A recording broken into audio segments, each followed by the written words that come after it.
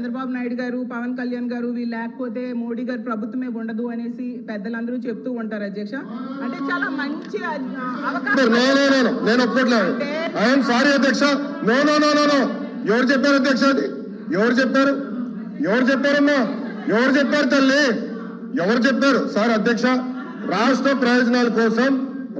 ప్రయోజనాల కోసం అన్కండిషనల్ గా ఇటు చంద్రబాబు నాయుడు గారు కానీ అటు పవన్ కళ్యాణ్ గారు కానీ ఇద్దరు నాయకులు కలిసికట్టుగా ఇండియాకి సపోర్ట్ చేశారు ఎన్నికల ముందల. పదవులు అడగలేదు అధ్యక్ష.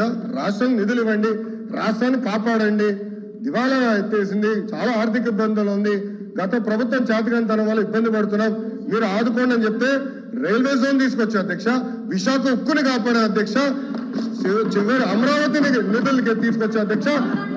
పోలవరంకి నిధులు తీసుకొచ్చా అధ్యక్ష. అది ఈ రోజు మన ప్రభుత్వానికి ఉన్న చిత్తశుద్ధి అధ్యక్ష. మేము ఎక్కడ చెప్పలేదు అధ్యక్ష. దయచేసి మేడం గారు వస్తే విడ్రా దట్ పాయింట్. మేము ఒప్పుకోవట్లేదు అధ్యక్ష. అది మటుకు ఏదో మేము సపోర్ట్ చేయకపోతే మేము ఎక్కడో చెప్పినట్లు ఇది సత్యదూరం అధ్యక్ష. మేడం గారు వస్తే విడ్రా దట్ పాయింట్ అధ్యక్ష. ఇది చాలా సీరియస్ గా మేము తీసుకుంటాం అధ్యక్ష. అందరూ అంగీకరించాల్సిన నిజం, మన రాష్ట్రంలో ఉన్న ఎంపీల మీద కేంద్ర ప్రభుత్వం ఆధారపడి ఉంది అనేది నిజం కదండి అధ్యక్ష. సో ఇది చాలా మంచి అవకాశం అని చెప్తున్నారు అధ్యక్ష. అధ్యక్ష చూడండి అధ్యక్ష, మాట మార్చుతారు. స్టేట్మెంట్ ఏంటి? మనోడే రాస్తున్నారు, స్టెనో ఉన్నాడు, స్టేట్మెంట్ ఏంటి అధ్యక్ష? నేను అది రికార్డ్ నుంచి తొలగించాలి అధ్యక్ష. అది సీరియస్ అలిగేషన్. సీరియస్ అలిగేషన్ చేశారు మేడం గారు, మా పైన ఆరోపణలు చేస్తున్నారు.